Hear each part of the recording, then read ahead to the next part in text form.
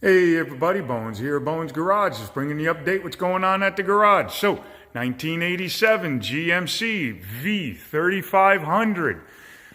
Last time I brought you in, we were showing you all the wiring under the dash and how nice it's starting to come out, and now I'm bringing you under the hood and showing you the wiring and how nice it is coming out.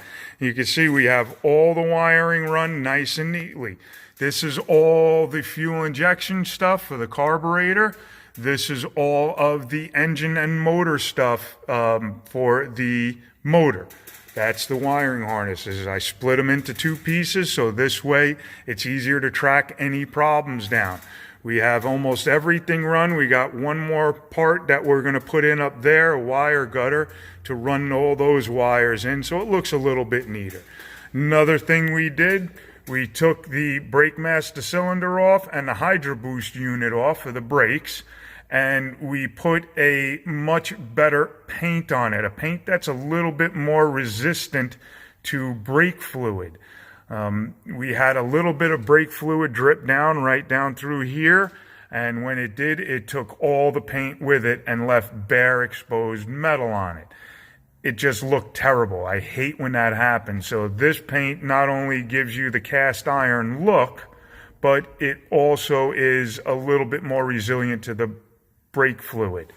We now also have all the Hydro Boost lines all run nice and neatly out to the power steering pump, and also we have almost all the lines run to the steering gearbox, which is right there.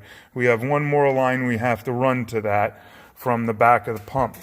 The next thing we're waiting on are the pulleys. We got a new water pump pulley, a new crankshaft pulley, and a new power steering pump pulley, because the pulleys that they had ordered for this are the wrong ones to run the AC, alternator, power steering pump, and the water pump, because it's all driven by the crankshaft. So we're going to put the correct pulleys on here, probably have to change a couple of brackets, and everything should work nicely.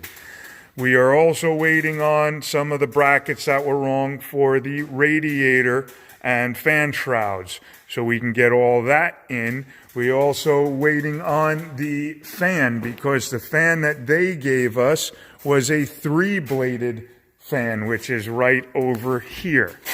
I don't know if any of you ever saw one of these. It looks like a prop from an airplane, but it's a 3-blade fan, which it'll work, but now that we have AC in here, it's not going to work.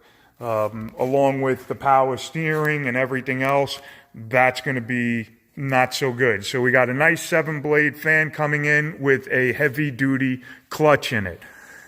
Probably the next thing we'll be working on while we're waiting for parts for this thing is getting the exhaust system in. And I will not start this truck up until we have the full exhaust system. Starting a vehicle up with a brand new motor that's never been tried, has never been run, is not a good thing with an open exhaust system. And the reason for that is if there is a knock, a problem, anything, something making some kind of unusual noise with the open loud exhaust, you'll never hear it, and you could blow a motor up because of it. So I always like to make sure that we have the full exhaust system on before we start any vehicles up. So alrighty, there you go, guys. There's what's going on with this truck. I will keep you up to date as we go, and yeah, she's coming along really nice. Can't wait to get this thing all done and start her up. I will talk to you soon. Have fun. Okay, bye.